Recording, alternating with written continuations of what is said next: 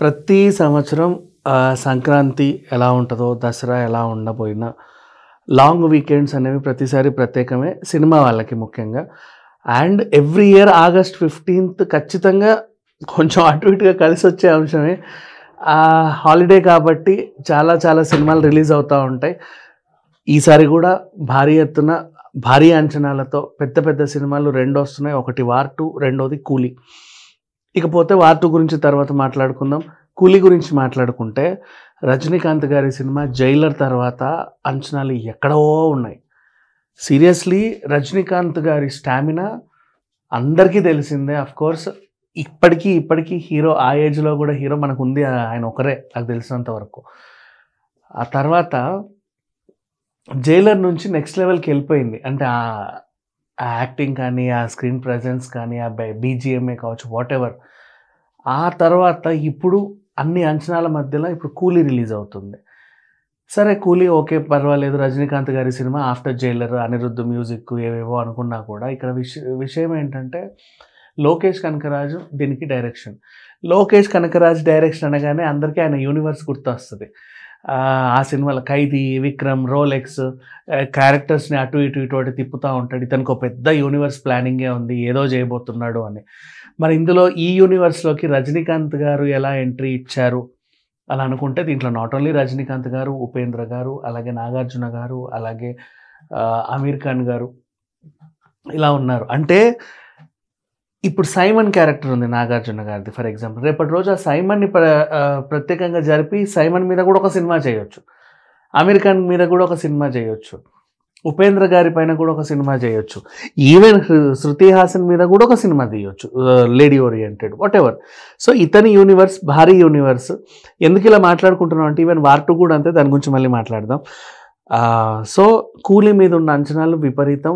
And Nagarjuna గారు first time negative shades ఉన్న character చేస్తున్నారు అనగానే అనిపించింది. కుబేరా కూడా ఆల్మోస్ట్ కొంచెం నెగిటివ్ షేడ్స్ ఉన్న క్యారెక్టరే, కాకపోతే తర్వాత పాజిటివ్ అయ్యింది. చేసుకుంటాం మనమే అంటే డైజెస్ట్ చేసుకోలేము ఆయనలా. బట్ నౌ కూలీలో ఇంకా మీకు అర్థమై ఉంటుంది ఇప్పటివరకు చూసినటువంటి ట్రైలర్స్, టీజర్స్ ఇవన్నీ చూసినా కూడా. సో సైమన్ క్యారెక్టర్ మాత్రం బీభత్సంగా పేలబోతుంది. అండ్ ఇకపోతే ఎందుకు కూలీ గురించి ఇంతగా మాట్లాడుకుంటామంటే తెల్లారితే రిలీజ్ ఉంది. అడ్వాన్స్ బుకింగ్స్ గురించి మాట్లాడుకోవాలి. ఒక కొత్త రికార్డ్ అనేది సృష్టించింది. రీజన్ ఏంటంటే కార్పొరేట్ బుకింగ్స్ వచ్చాయి మధ్యలోకి కొత్తగా. కొత్తదనం ఏం లేదు, గతంలో కూడా చాలాసార్లు అయ్యాయి, బట్ ఈసారి చాలా ఎక్కువ అయ్యాయి. కార్పొరేట్ బుకింగ్స్ ఇన్ సెన్స్ ఒక కంపెనీ వాళ్ళ ఎంప్లాయీస్ కోసం ఒక థియేటర్ బుక్ చేసుకోవడం, ఒక హాల్ లేదా ఒక లైన్ లేదా ఒక రో ఇలా అనమాట. ఇట్లా కార్పొరేట్ బుకింగ్స్ ఎక్కువైపోయాయి. కంపెనీస్, పెద్ద పెద్ద companies, even bank or whatever, software కంపెనీయో లేకపోతే ఒక బ్యాంకో లేక ప్రైవేట్ కంపెనీయో ఉంటాయి కదా, సిమెంట్ కంపెనీయో, ఇట్లాంటివి ఎంప్లాయీస్ కోసం బుక్ చేసుకుంటున్నారు. ఇట్లా అంటే ఒకేసారి బల్క్ బుకింగ్స్ కదా. బల్క్ బుకింగ్స్ ఎక్కువ అయ్యేసరికి ఏమైపోతుంది, ఆటోమేటిక్గా టికెట్లు ఎక్కువ తెగుతాయి అండ్ ప్రీ బిజినెస్ ఎక్కువ అవుతుంది. ఇదొక కొత్త రికార్డ్. ఇండివిజువల్స్కి అమ్మో టికెట్ దొరికితే చాలా మహా అదృష్టం అని ఉంటుంది. ఎందుకంటే నువ్వు పైన చూడాలనుకుంటావు, రో బుక్ అయిపోతుంది, నెక్స్ట్ కంప్లీట్ అదంతా సెట్ అంతా బుక్ అయిపోతుంది. కింద ఎక్కడ ఉంటుందా, లేదా వేరే థియేటర్, మళ్ళీ అక్కడ బుకింగ్స్, అట్లా కొత్తగా అసలు డే బై డే సంచలనాలు సృష్టిస్తానే ఉంది. యూఎస్లో అయితే ఇప్పటి వరకు అసలు లెక్కలేనని టికెట్లు అమ్ముడుపోయాయి.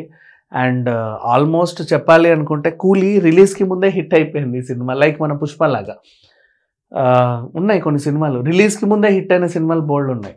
ఆ జాబితాలోకి ఇప్పుడు కూలీని కూడా వేసుకోవచ్చు. అండ్ కొంచెం ఎక్కడైనా సరే పాజిటివ్ టాక్ ఇట్లా వచ్చిందా నెక్స్ట్ లెవెల్ వెళ్ళిపోతుంది. అండ్ వీకెండ్ కలెక్షన్స్ భారీగా నమోదయ్యే అవకాశం ఉంది.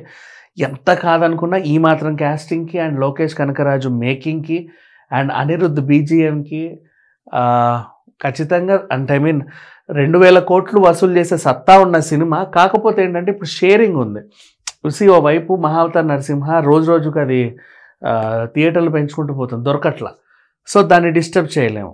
మళ్ళీ వార్ 2 అండ్ ఇది అంటే ఇప్పుడు ఆల్ థియేటర్స్ డివైడెడ్ బై 3 అయిపోయింది. డివైడెడ్ బై 3 కాబట్టి ఇప్పుడు ఆల్మోస్ట్ కొంచెం వీకెండ్ వసూలు 500 కోట్ల వరకు వచ్చినా సరే లాంగ్ రన్లో ఇది అదే పాజిటివ్ టాక్తో రన్ అయితే కనుక హ్యాపీగా రీచ్ అవుతుంది. 15 to 2000 CR ఖచ్చితంగా రీచ్ అవుతుంది. సో కూలీ ఈ మధ్య కాలంలో అతి భారీ సినిమా అని చెప్పు. అతి భారీ సినిమా ఇన్ సెన్స్ ఒకప్పుడు మనం బాహుబలి మీద ఎలా అయితే అంచనాలు పెట్టుకున్నాం, పొన్నియిన్ సెల్వన్, ఇంకా కొన్ని సినిమాలు ఉన్నాయి. సో అట్లా ఈ క్యాస్టింగ్ ఇది లైక్ బ్రహ్మాస్త్ర, ఈ casting was such different and చాలా డిఫికల్ట్ క్యాస్టింగ్ కూడా చెప్పాలంటే. సో భారీ అంచనాల మధ్య భారీ వసూళ్ళు ఆల్రెడీ స్టార్ట్ అయిపోయాయి కూలీ సినిమాకి. ఖచ్చితంగా థియేటర్లోనే ఈ సినిమాని చూడాలి. ఎందుకంటే ఇవాళ రేపు మనకేంటి కథలం ఈ ఐ బొమ్మలు గీ బొమ్మలు వచ్చిన తర్వాత, బప్పాలు గిప్పాలు వచ్చిన తర్వాత కథ ఏముందిలే చూద్దాం అనుకుంటారు. బట్ థియరిటికల్ ఎక్స్పీరియన్స్ అనేది థియరిటికల్ ఎక్స్పీరియన్సే, ఎంత కాదనుకున్నా అవుననుకున్నా. సో ఇంతమంది ఆర్టిస్టులు ఉన్నారు అంటే ఖచ్చితంగా పెద్ద స్క్రీన్ మీద ఇంకా. అండ్ మర్చిపోయా, క్యామియో కూడా ఏదో ఉందని చెప్తున్నారు, అదొక సర్ప్రైజ్. అండ్ అమీర్ ఖాన్ గారి పాత్ర చిన్నగానే ఉంటుంది, అది కూడా అంటే వీళ్ళు అంతవరకే అనుకున్నారు యాక్చువల్గా చెప్పాలి అంటే. ఉపేంద్ర గారిది కూడా పరిధి మేరకే ఉంటుంది. అంటే మరీ అంచనాలు పెట్టుకొని ఈయన అంతసేపు ఉన్నాడు ఇంతసేపు ఉన్నాడు అని లెక్కలేసుకోవద్దు. యాక్చువల్గా కూలీకి విలన్ నాగార్జున గారు మాత్రం, మిగతా క్యారెక్టర్స్ కూడా సైమల్టేనియస్గా వస్తున్నాయి. అండ్ సైమన్ నిజంగా విలనా? ఈ సినిమాలో నెగిటివ్ షేడ్స్ ఉన్నంత మాత్రాన అతను విలన్ అని కూడా మనం అనుకోలేము. అతని సెంట్రిక్లో కూడా సినిమాలు రావచ్చు. కాకపోతే ఖైదీ విక్రమ్ రోలెక్స్లు దీంట్లో ఉంటారు. క్లైమాక్స్లో రోలెక్స్ మధ్యలో క్యామియో ఇస్తాడు. బట్ రోలెక్స్ పాత్రలో ఇంకెవరో ఉండబోతున్నారు, సూర్య ఉండబోతున్నాడు. రకరకాల కథనాలు అయితే వినబడుతూనే ఉన్నాయి. బట్ అవన్నీ పటాపంచలు చేసేసి ప్లెయిన్ మైండ్తో వెళ్ళి సినిమాని సినిమాలాగా ఎంజాయ్ చేస్తే మీకు బోల్డ్ అంటే విజువల్ ఎక్స్పీరియన్స్ ఇంకా చాలా బాగుంటుంది. ఏవేవో అంచనాలు పెట్టుకొని వెళ్ళామంటే అక్కడ ఏవి ఉండకపోతే మళ్ళీ ఇంకో ప్రాబ్లం. సో వితౌట్ అంచనాలు వెళ్ళి చూడండి. కూలీ నిజంగా బ్లాక్ బస్టర్ హిట్, అది ఖచ్చితంగా చెప్పుకోవచ్చు. రిలీజ్కి ముందే బ్లైండ్గా నమ్మొచ్చు. టికెట్స్ కూడా. అండ్ మర్చిపోయా, తమిళనాడు కంటే మన దగ్గర టికెట్ రేట్లు ఇంకా ఎక్కువ ఉన్నాయి, పెంచుకున్నారు కూడా. అక్కడ 173 సమ్ చేంజ్ ఉంటే ఇక్కడ 450 అటు ఇటుగా 500 స్టార్టింగ్ అలాగే ఉంటాయి. అండ్ ఒక రోజు ముందే ప్రీమియర్స్ పడే అవకాశం కూడా ఉంది. అండ్ పాజిటివ్ టాక్ వస్తే మాత్రం ఎక్కడికో వెళ్ళిపోతుంది. Thank you so much.